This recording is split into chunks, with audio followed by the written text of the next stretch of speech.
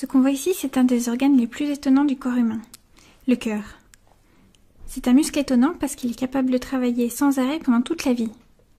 Il commence son travail de pompe, capable de faire circuler le sang dans tout l'organisme alors qu'on n'est encore qu'un tout petit fœtus âgé d'à peine 8 semaines après la conception, et travaille tout le temps, jour et nuit, jusqu'à notre dernier jour de vie.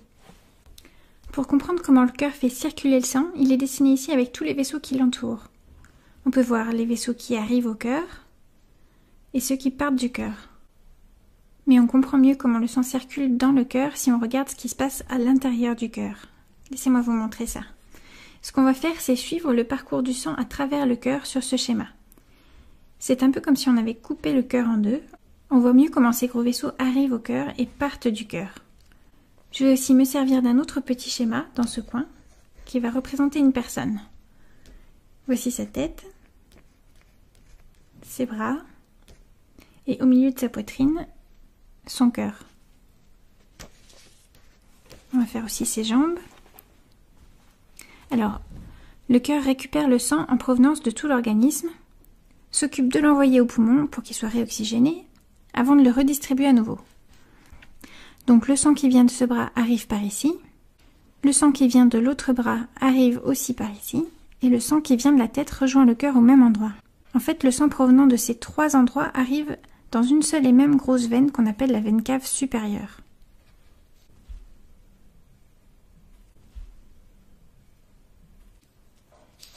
De l'autre côté, le sang en provenance des jambes et du ventre arrive au cœur par une autre grosse veine commune qu'on appelle la veine cave inférieure, logiquement. Donc ça, c'est la façon dont le sang va vers le cœur en provenance de tout l'organisme.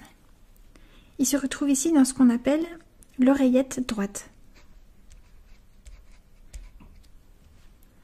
On l'appelle oreillette parce que les premières personnes qui l'ont décrite ont dû trouver que ça ressemblait à une petite oreille, avec beaucoup d'imagination. Sinon, on peut aussi l'appeler atrium droit. C'est du latin, mais c'est peut-être plus simple pour s'en rappeler parce que ça veut dire cour intérieure en latin. C'est un peu l'équivalent d'un hall d'entrée. Donc l'atrium, c'est comme si c'était le hall d'entrée du cœur, là où arrive le sang. Où va-t-il ensuite? Eh bien, il descend dans cette deuxième pièce ou chambre du cœur qu'on appelle le ventricule droit. Ventricule, c'est pareil, c'est un peu imagé comme nom. Comme c'est une partie un peu bombée du cœur, les premières personnes qui l'ont décrite ont dû trouver que ça ressemblait à un petit ventre et l'ont appelé comme ça, ventricule. En se contractant, le cœur va ensuite propulser le sang contenu dans ce ventricule en direction des poumons, à travers ce qu'on appelle l'artère pulmonaire.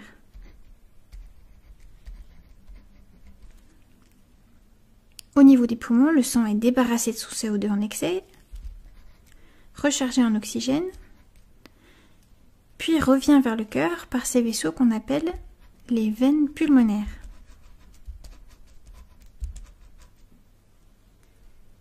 On ne les voit pas toutes là parce que certaines sont derrière le cœur, mais elles se rejoignent toutes ici, dans le deuxième hall d'entrée du cœur qu'on appelle l'atrium gauche, ou oreillette gauche, c'est la même chose. On voit qu'il y a une certaine symétrie dans le cœur. Puisque c'est une double pompe, il y a deux entrées, deux atriums, mais aussi deux ventricules. On a donc ici le ventricule gauche,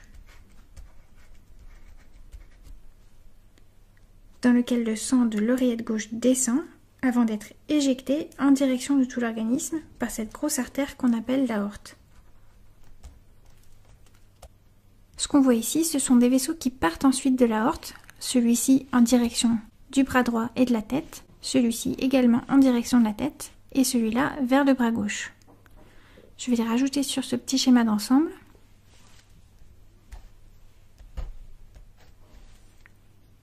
Et pour le reste de l'organisme, eh bien ce qu'on voit ici, c'est juste le départ de l'aorte. Le début, c'est ce qu'on appelle la crosse aortique. Mais ensuite, l'aorte se poursuit, elle passe derrière le cœur et descend par là, en donnant naissance à des vaisseaux à destination des organes de l'abdomen au passage, avant de se séparer, comme ça. C'est une version schématisée du réseau des artères et des veines de l'organisme, mais c'est à peu près ça.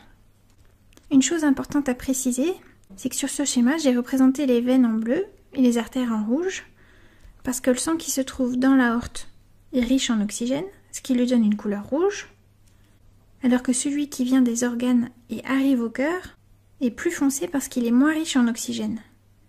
Et on le représente habituellement en bleu. Ce qu'on voit sur ce schéma-là, c'est que pour les vaisseaux de la circulation pulmonaire, c'est-à-dire ceux-là, c'est l'inverse. L'artère pulmonaire est en bleu, parce qu'elle contient du sang pauvre en oxygène, alors que les veines pulmonaires contiennent du sang riche en oxygène, donc rouge. Pour ne pas se mélanger les pinceaux, il y a un petit truc mnémotechnique. En fait, on utilise le terme veine pour tous les vaisseaux qui vont vers le cœur. Ça commence tout par un V. Veines vont vers le cœur. Donc, dans la circulation systémique, les veines sont en bleu, mais dans la circulation pulmonaire, en rouge. A l'inverse, le mot artère est utilisé pour désigner n'importe quel vaisseau qui part du cœur. On peut s'en souvenir parce que dans le mot partir, il y a les premières lettres du mot artère, A-R-T. Donc même si cette grosse artère-là est pleine de sang pauvre en oxygène, c'est bien une artère. Ce qui nous reste à voir sur ce schéma, ce sont les valves du cœur.